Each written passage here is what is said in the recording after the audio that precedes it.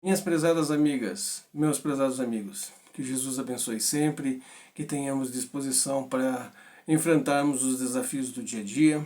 E hoje nós vamos conversar mais uma vez sobre o Evangelho do Mestre Jesus, baseados neste livro em que nós estamos sempre incentivando para que você leia, mensagens curtas para o seu dia a dia, para que você possa analisar realmente os seus passos e as suas determinações para a sua evolução espiritual e para a sua mentalização.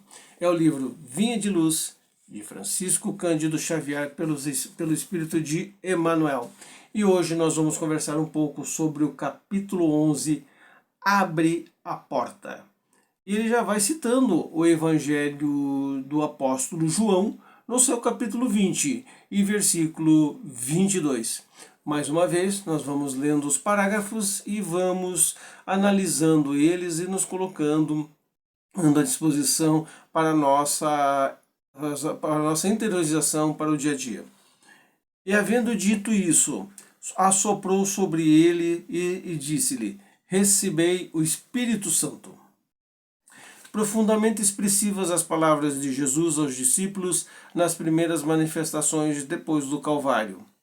Comparecendo à reunião dos companheiros, espalha sobre eles o seu espírito de amor e vida, exclamando: recebei o Espírito Santo.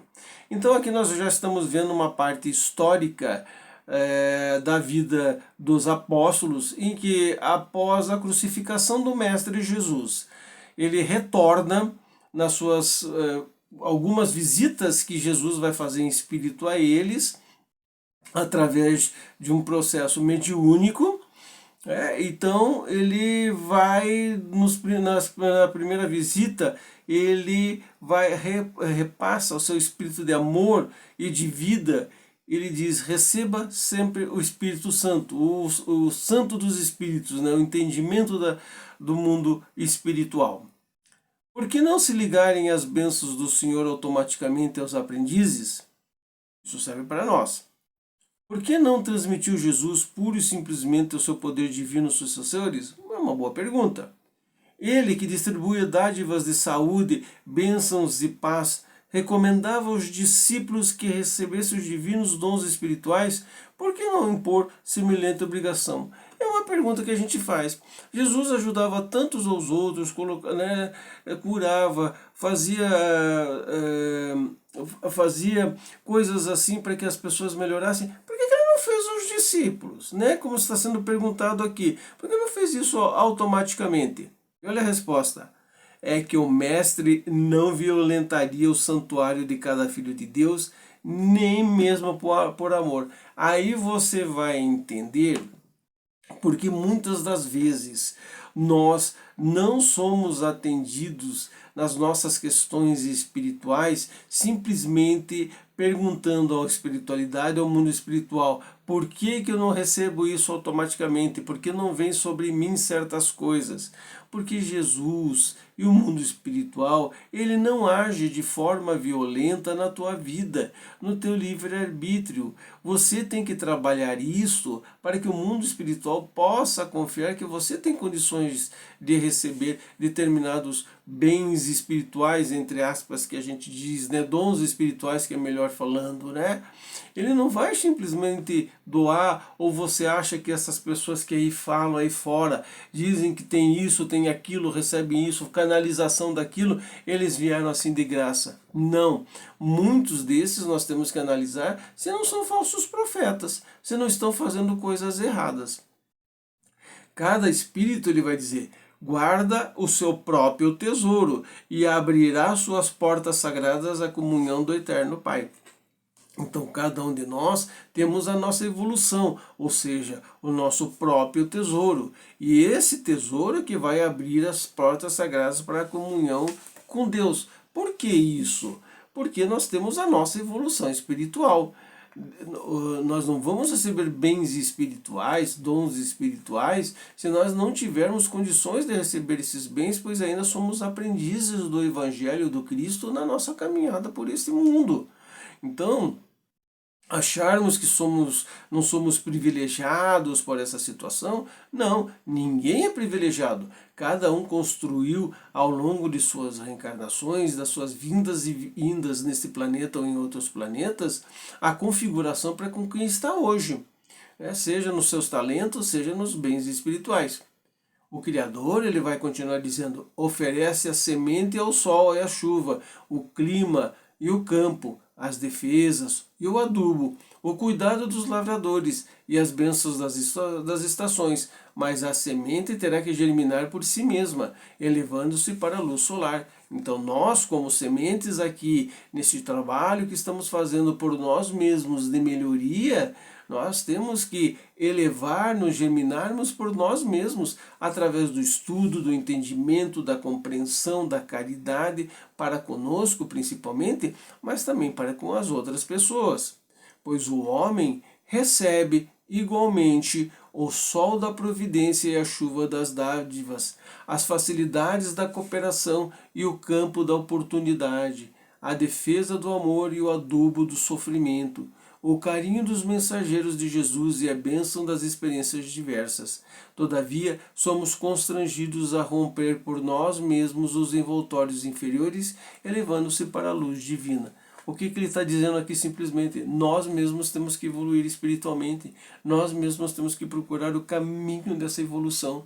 Nós mesmos temos que procurar o estudo para que a gente possa evoluir, né? Porque o homem, ele vai dizendo aqui assim, que ele recebe igualmente todos os dias o sol da providência, né? Jesus já nos ensinou isso, né? O sol que nasce e a chuva que cai sobre os justos e os injustos. Os justos são os que procuram sua evolução espiritual. Os injustos continuam neste mundo como se este mundo ele achasse que fosse eterno, não saísse dele.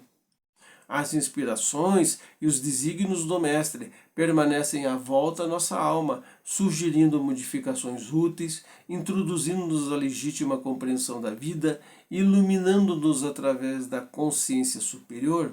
Entretanto, está em nós abrir-lhes ou não a porta interna. Mais uma vez ele aqui nos conclamando, né? E nós temos as inspirações de Jesus, a inspiração do Mestre permanece sempre em volta do nosso espírito, da nossa alma.